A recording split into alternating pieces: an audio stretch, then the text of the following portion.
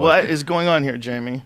These aren't real people. What? Yeah, so these pictures are going around the internet. A lot of them look very similar to me, which is kind of weird. I'm sure Lex can explain that part of it, but I am not explaining any of this. No. Yeah. yeah. So like these are completely 3D, like people. CGI made Yeah. people. Not 3D. Not It's 3D. 3D.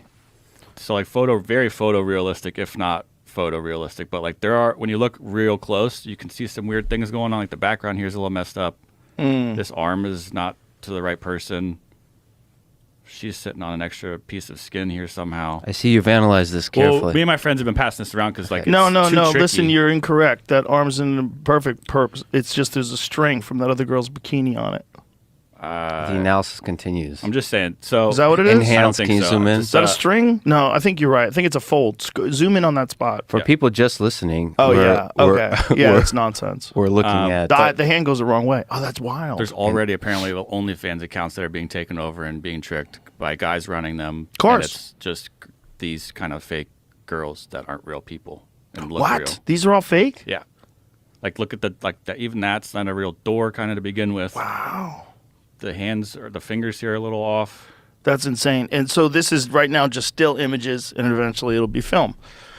Eventually it'll be unrecognizable. You won't be able to discern whether or not it's an actual person. I mean, in terms of, obviously, much of human civilization is driven by sex. I mean, there was a time we didn't have easily accessible porn, Right.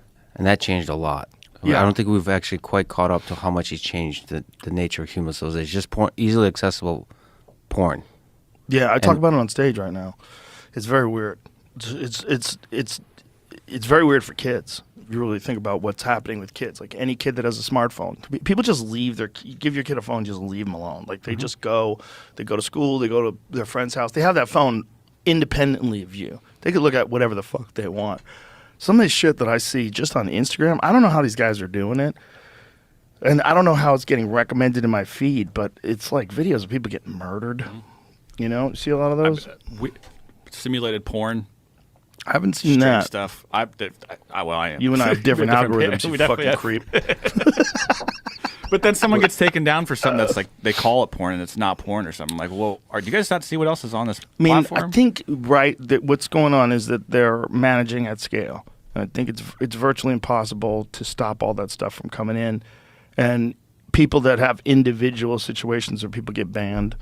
I mean, I don't know why they're getting banned. Are they getting banned because of an algorithm? Are they getting banned because they post misinformation? Or what are they getting banned for? Harassment photos. Someone was joking about a friend. You know, like They get reported. Yeah, I don't know how it's all working when it breaks down to individual circumstances. But You had a good conversation with Jordan Peterson. He was talking about the more you have this kind of virtualization, the more you allow the psychopaths to reign free. Mm-hmm. Yeah. So like the more we have artificially generated porn, the more we have artificially generated violence, photorealistic violence. Yeah. The more you make it normal for you to be basically a psychopath in the digital space, and enable that and make that okay, and then you forget what it's like to actually be a good human being. And then also part of the problem may be that we may very well be looking at a world, whether it's 10 years from now, 20 years from now, whatever it is, where these children that have grown up in this environment now have a completely different way of looking at people and the world because of all these interactions they have. It's flavored their personality. And then we move into a digital world of we're not there yet in terms of virtual reality. It's not good enough. I mean, I think that's what we're seeing with the meta failure. Mm-hmm. People were expecting, a lot of people are just going to dive in and start wearing goggles all over the house. But it's not quite there yet. Yeah. There's also something weird for people. There's something really weird about wearing these head goggles and walk. It's really fun. I really enjoy the boxing games. You ever done any of them? No, in VR, no. They're great. You get a workout. You legitimately get a workout because you're actually sparring against like a computer character. It's throwing punches at you. You're moving your head. And so you have these things in your hands and, you get tired. It's good. It feels realistic. A little bit. You know, when you get hit with a punch, your face lights up. You get a flash of light, which is kind of cool because you're like, oh, Jesus. You feel it like you're getting hit. There's some really fun games. There's one where you walk a plank across these two buildings and you hear the wind whistle and shit. Oh, that one is terrifying. There's zombie ones. There's a lot of cool ones, but people are just not buying into it the way they buy into Xbox and PlayStation. They're not like wholesale committed to this yet, but they will be. It's gonna be so fucking good that instead of like having it in a goggle form where it's like this big clunky thing on you, it's gonna be very easy to do. Well, And when they get to that, woo. I've been revisiting some classic books recently, just doing a reading list, and one of them that captures this extremely well that I recommend, that I think most people read in like middle school or something, but it's actually very relevant, is Brave New World. So a lot of people, including Jordan Peterson, worry about 1984, sort of a dystopia that represents a totalitarian state. But Brave New World there's no centralized government that's like dogmatically controlling everything, surveilling everything. They basically created this world where sex is easy, everyone's promiscuous. Genetic engineering removes any kind of diversity, any kind of interesting, dark, bad diversity that we would think of, like the Hunter S. Thompsons and the Bukowskis, the weirdos of society. And then he gives you drugs, soma, it basically gives you pleasure whenever you want if you start feeling a little too shitty about your life. And that's actually Closer to us. And it doesn't seem, the way he writes about it, it sounds bad. Like, we don't want that.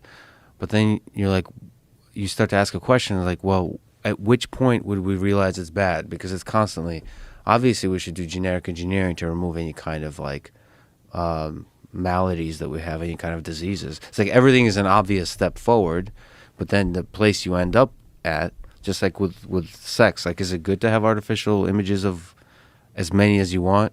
As much porn as you want, as much sex as you want, is that good? As much awesome stuff as you want, is that good? Is that what human flourishing looks like? Or do you want to have some constraints, some limitations, some finiteness of resources, some scarcity?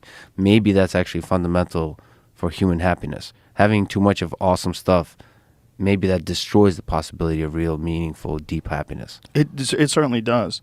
But I think the question really becomes, are we going to stay people?